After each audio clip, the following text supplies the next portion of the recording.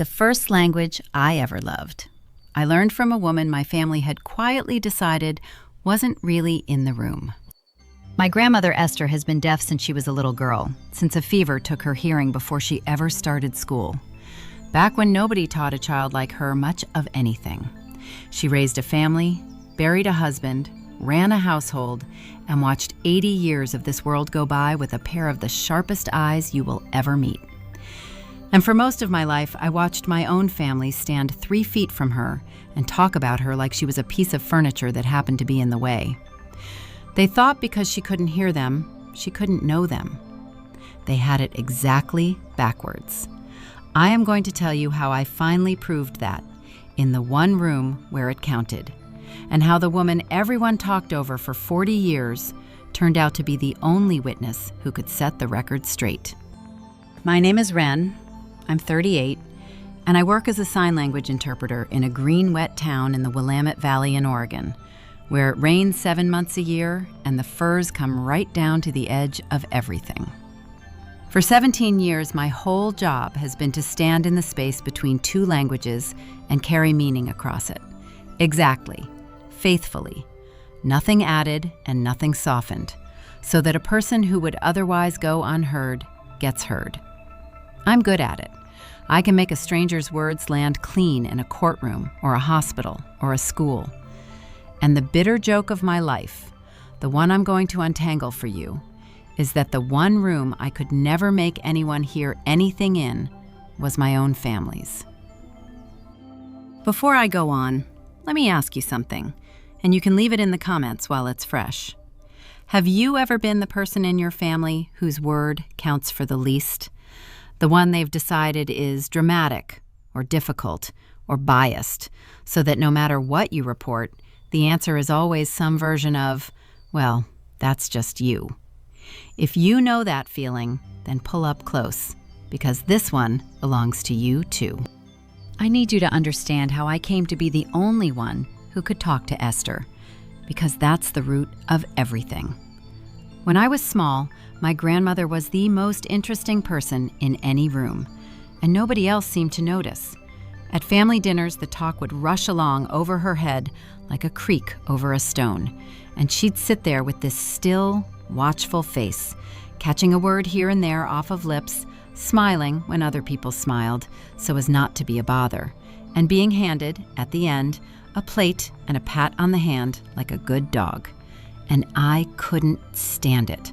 I was maybe 6, and I'd climb up next to her, and she'd take my hands in her warm, dry ones and start teaching me, sign by sign, the names of things. Water, bird, love, grandmother. It was a secret door, and I was the only grandchild who ever walked through it.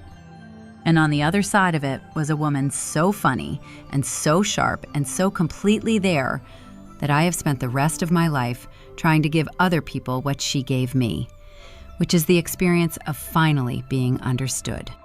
She was funny in a way nobody else in the family even knew about, because her humor lived in her hands and her face, and you had to be inside the language to catch it. She'd watch the relatives gossiping across the room and sign to me, sly, behind her cup of coffee. Little observations so dead on and so wicked that I'd have to bite the inside of my cheek not to laugh and give us away.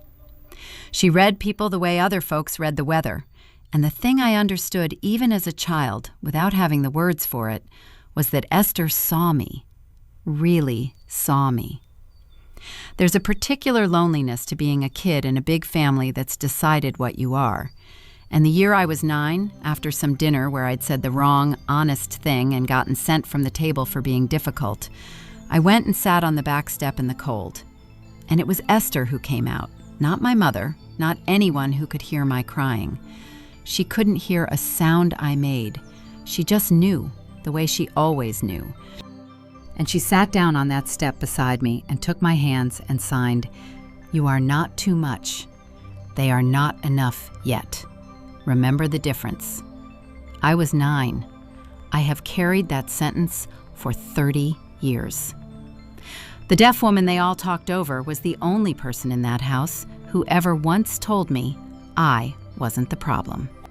That is why I became an interpreter, not for strangers, for her, because I learned young what it does to a person to be in every room and counted in none of them, and I decided I would spend my life being the bridge. Our mother, Esther's daughter, was named Ellen, and she died of a fast cancer when I was 15 and my sister Lindsay was 19. After that, Esther was the center we had left. And here is where the two stories of my family really split, because Lindsay and I came out of that same loss as two different people. I went toward Esther, into her language, into her quiet, sharp world. Lindsay went the other way, toward being the one in charge, the capable one, the one who handled things, the one everybody could count on to know what was best. And for a long time, that looked like a fine arrangement. Lindsay ran the family. I just loved my grandmother. I didn't understand yet that in some families, being the one who runs things and being the one who tells the truth are not the same job, and that when they come into conflict, the family almost always sides with the one who runs things. Lindsay never learned to sign. 40 years she had, and she never learned more than the alphabet she gave up on in middle school.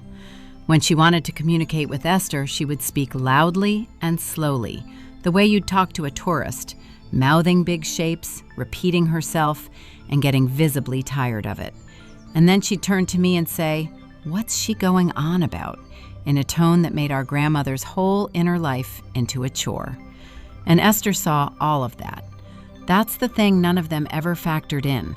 A person who reads the world off of faces and bodies instead of voices doesn't miss the things you let slip in your face when you think the deaf woman can't tell.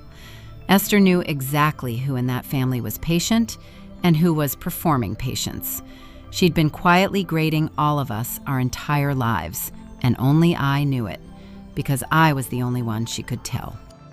The trouble in my family was never loud. That's the part that makes you feel crazy. It was always reasonable, always concerned, always for the best. Over the years I became, by a process so slow I could never point to the day, the difficult one, the dramatic one. I was too sensitive, too intense about things, too quick to make a scene. And the strange engine underneath that label, the one I didn't see for a long time, was my own honesty. I was the one who'd say the true uncomfortable thing at the table, who'd point out when something wasn't right. And a family that prefers a smooth surface will eventually decide that the person who keeps disturbing the surface is the problem, not the thing underneath it. But the cruelest version of it had to do with Esther, and it cut the deepest because it used the very thing I was best at against me. When I would tell the family what Esther actually wanted, what she'd signed to me, clearly, in her own language, they'd brush it off, Lindsay especially. She'd say, "Well, that's what you say she said." Or, "You know Grandma will tell you anything. You two have your own little world." Or my favorite, the one that took me years to even feel the full insult of, "Are you sure you're not just putting your own words in her hands?" Think about that. I was the only person in that family who had bothered to learn how to hear my grandmother, and they used that fact to dismiss me, as if my fluency made me a liar instead of a translator. Esther's actual wishes, relayed by the one person who actually knew them, counted for less in that family than Lindsay's loud guesses, because Lindsay was the one in charge, and I was just the dramatic one with her little hands. I remember the exact moment I understood how completely the deck was stacked. It was Esther's 79th birthday, and we were all at Lindsay's, and Esther signed to me that she didn't want the family to keep paying for the expensive cable package on her house line that she never used, that it was a waste, and she'd rather give the money to the food bank. A small thing, a clear thing. So I relayed it out loud, and Lindsay laughed and said, "Oh, Wren, you can't just decide things for Grandma and pretend she said them." And I said, "I'm not deciding. She's telling me right now. Ask her yourself." And Lindsay turned to Esther and did the loud, slow mouthing. "Cable? You want to keep?" And Esther, who could only catch about a third of that off badly formed lips, looked confused and overwhelmed, and finally just nodded to make it stop. And Lindsay turned back to the room, satisfied, and said, "See, she wants to keep it. Wren just gets things mixed up." The whole table had just watched my grandmother get asked a question in a way designed to fail her. Give up and nod, and they took that nod as truth over the clear sentence she'd signed to me 30 seconds before. That was the machine, and it was built so that the only way to communicate with Esther that the family would accept was the one way that was guaranteed not to work. It built toward something, the way these things do, and the something was Esther's old age. As my grandmother moved into her 80s, she got physically frailer, though her mind stayed bright as a tack, and she still lived in her own little house on Alder Street with her garden and her routines and her independence, which she guarded fiercely. Because independence is a thing the world has spent its whole effort trying to take from her since she was a child. And Lindsay decided, in her capable way, that something had to be done about Grandma. It started as concern, like it always does. Grandma shouldn't be alone. Grandma's getting confused. Did you hear she left the stove on? And some of it was even true, the ordinary truths of old age. But I started to notice that the story Lindsay was building had a particular shape, and the shape was this: that Esther was no longer competent to run her own life, and that Lindsay, the responsible one, ought to be put legally in charge of her house, her savings, all of it. And I noticed something else. The confusion Lindsay reported was always confusion that happened when Lindsay was the only one there to witness it. When I sat with Esther, in her language, she was sharp and clear and knew exactly what she wanted, which was to stay in her own house until she died. But when I'd report that, I'd get the look, the patient, pitying look. "Oh, Wren, you just can't see it because you don't want to." And then Lindsay began to manage how often I saw Esther at all. She'd tell me Grandma was tired, that a visit wasn't a good idea today, that I tended to rile her up and get her agitated with all my signing, which the doctor said wasn't good for her. The doctor said. There was always a doctor, an authority, a reasonable source, standing between me and the one person I most needed to reach. She was building a wall between me and my grandmother, the same wall she'd spent her whole life keeping between herself and Esther.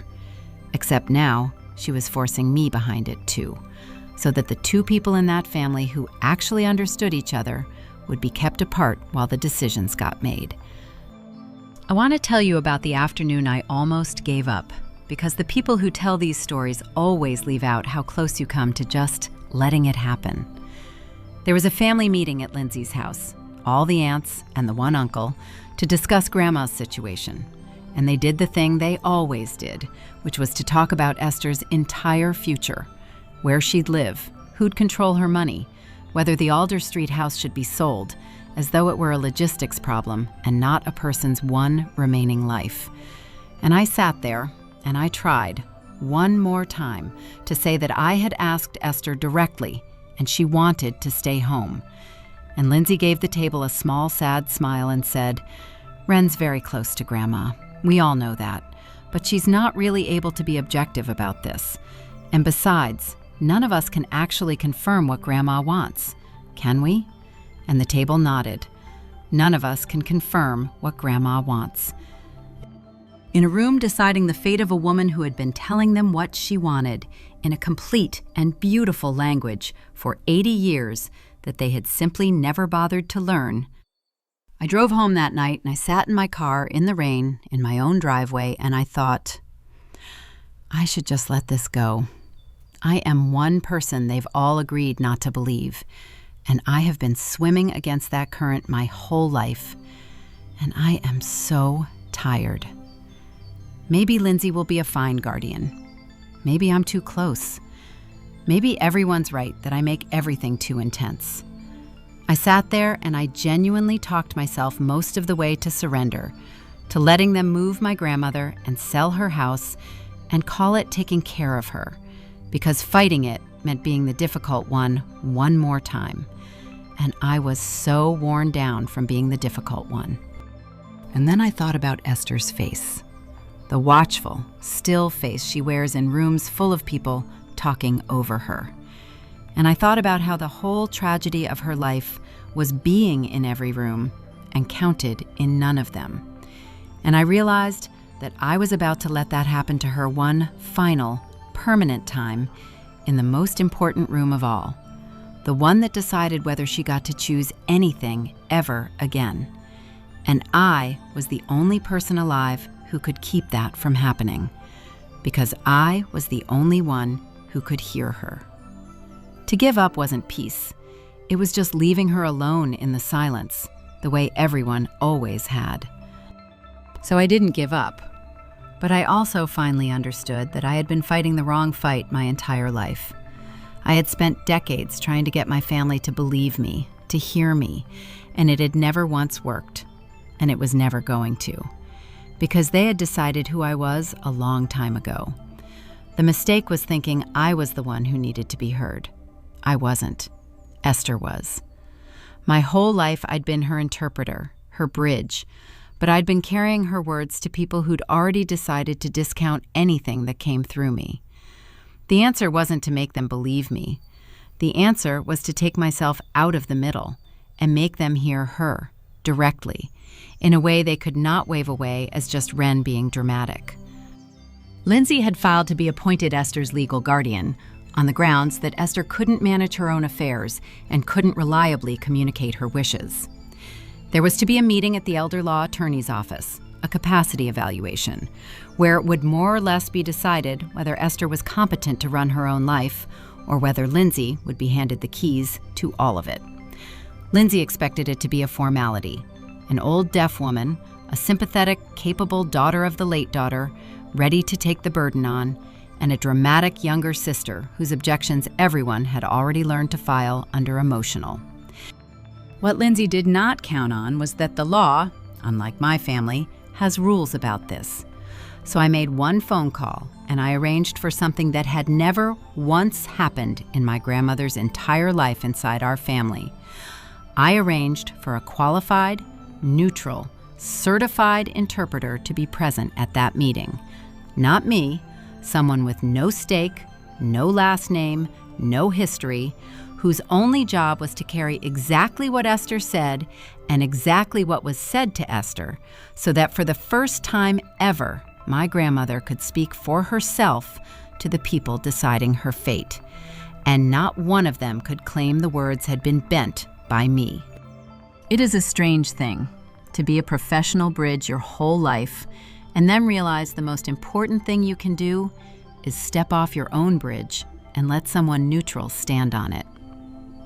Everything in me wanted to be the one in that chair beside her, the one carrying her words, because I had been doing it since I was 6. But that was exactly the problem, and I finally saw it. As long as Esther's voice reached that room through me, it could be dismissed as mine. The only way to make them hear her was to take my own hands out of it entirely and trust that the truth, in her language, through someone they had no reason to doubt, would be enough. It was the hardest professional decision I've ever made, choosing not to interpret for the person I love most on the most important day of her life. But love isn't always carrying someone. Sometimes love is making sure they finally get to carry themselves. The morning of the meeting, I picked Esther up at Alder Street. I signed to her what was going to happen, that there would be a stranger there who knew our language, that she would finally get to say, in her own words, what she wanted, and that no one could stop her this time. And my 80-year-old grandmother looked at me, and her hands came up, and she signed, slow and clear, finally. Just that, finally. 40 years of being talked over, distilled into one word. The attorney's conference room had a long table, and there was Lindsay, dressed for the part, sympathetic and grave, and the aunts, and the lawyer, and the court-appointed evaluator, and in the corner, quiet and professional, the neutral interpreter I'd brought. Lindsay started in with her gentle, competent narrative about Grandma's decline, about the stove, about the confusion, about how hard it was, but how someone responsible needed to step in. And then the evaluator, who was not a member of my family and therefore actually did her job, turned to Esther and said, through the interpreter, "Mrs. Coyle, I'd like to hear from you directly. What do you want?" And the interpreter's hands began to move, carrying the question to my grandmother in her own language. And I watched Esther sit up. I watched her gather herself, this small, fierce woman who had been waiting her entire life for someone in a position of power to simply ask her what she wanted, and then actually receive the answer. And she lifted her hands, and she spoke. She told them she was not confused. She told them she knew exactly what day it was, what her house was worth, what was in her accounts, and what her late husband Cliff would have thought of all of this. She told them, plainly, that she wished to remain in her own home, that she had made arrangements for help that Lindsay had ignored because Lindsay wanted the house sold. And then she told them the thing that turned the whole room. She said she had watched this family her whole life, from the quiet they'd left her in, and that being unable to hear had never once made her unable to see. She said she had seen which granddaughter learned her language and which one couldn't be bothered. She had seen Lindsay roll her eyes across 40 Thanksgivings. She had seen Lindsay, in recent months, going through her papers, her drawers, her accounts, when Lindsay thought the deaf woman in the chair wasn't tracking. And she said, through a stranger's steady hands, in a room full of people who had spent decades deciding she had nothing to say, "I am not the one in this family who cannot be trusted to tell the truth. My granddaughter Wren has been telling you what I want for years. You simply did not want to learn how to listen." You could have heard a pin drop, except the one person in the room who wouldn't have heard it was the one who just commanded it completely. What I will never forget is the faces, the aunts, the uncle, even the lawyer, watching my grandmother speak at length for the first time in their lives, watching a whole intelligent person pour out of those hands, fast and fluent and furious and exact, and slowly understanding what they had been standing next to all these years and never once bothered to meet. You could see it land on them, the shame of it, the decades of it. Every holiday they'd talked over her, every time they'd handed her a plate and a pat instead of a conversation. They had spent her whole life believing the silence around Esther was hers. It had never been hers. It had been theirs.